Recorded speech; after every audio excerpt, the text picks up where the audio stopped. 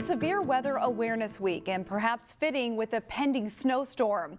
On Monday, residents in Maple Grove learned about tornadoes. A professional storm chaser debunked tornado myths, such as tornadoes don't happen at night. Experts tell people not to rely solely on outdoor sirens to warn you about severe weather. They say a NOAA weather radio is a good sidekick to have when the skies look ominous. A tornado drill was planned for Thursday and it may be canceled. Meredith Hackler is live in Brooklyn Park with why. Meredith?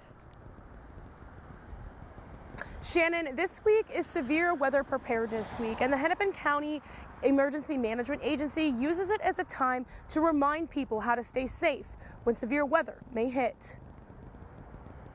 A lot of people in Minnesota pay attention to winter weather, but severe weather is just as important or more important because there's so much damage that can occur from storms throughout the summer. So it's really important to take steps to prepare before our severe weather season. Throughout the week, the National Weather Service will be sharing ways you can be prepared for severe weather. While there isn't any severe spring weather expected, the Twin Cities will be seeing some snow in the coming days, which could be affecting some of the drills planned for Severe Weather Week, since the snowstorm is expected to be the worst on Thursday, and Thursday is when the siren drills typically take place.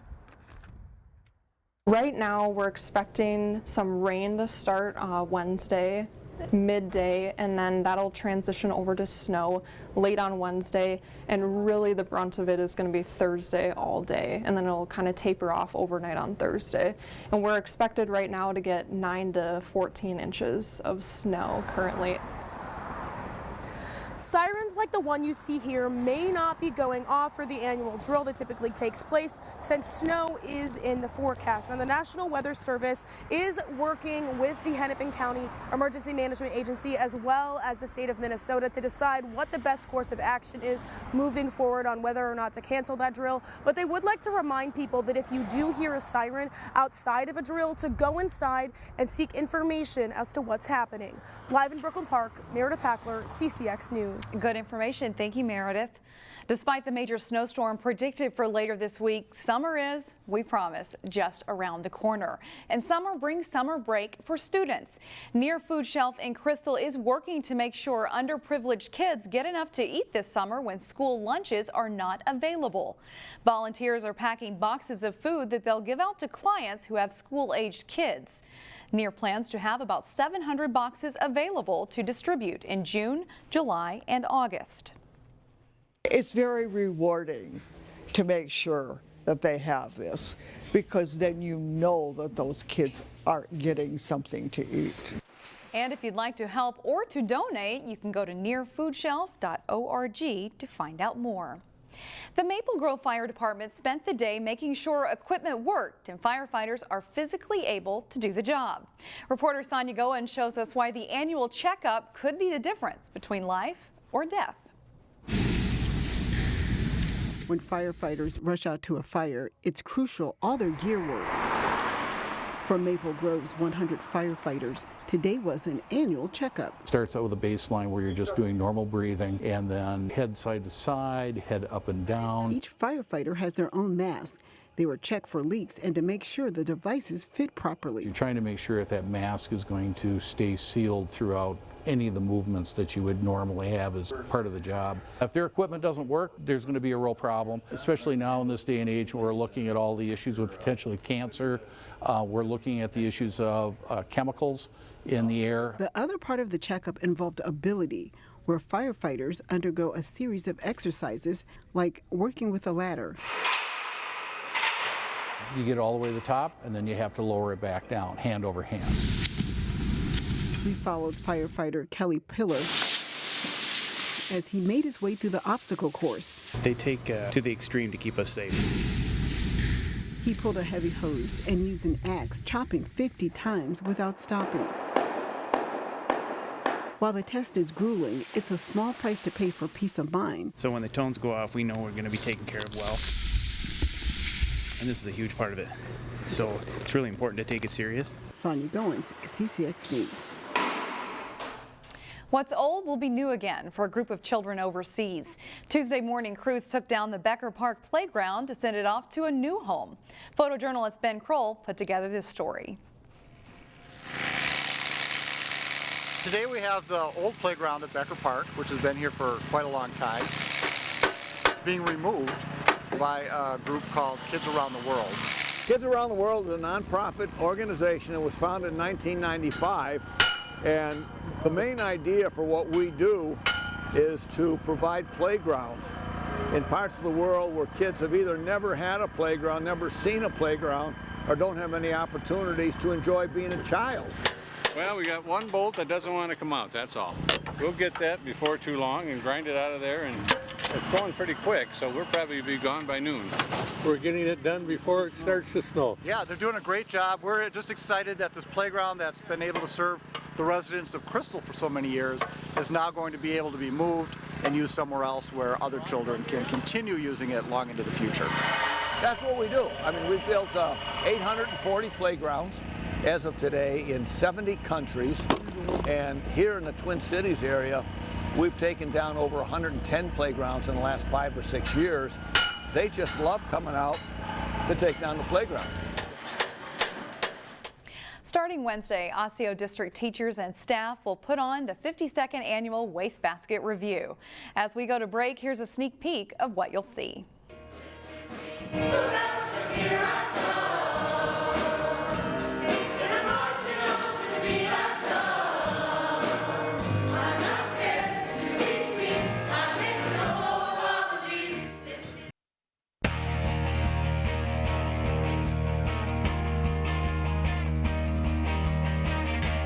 Monday was a beautiful spring day here in Minnesota. Nice enough for several local baseball and softball teams to get out to play games, including Maple Grove softball at home to take on Spring Lake Park.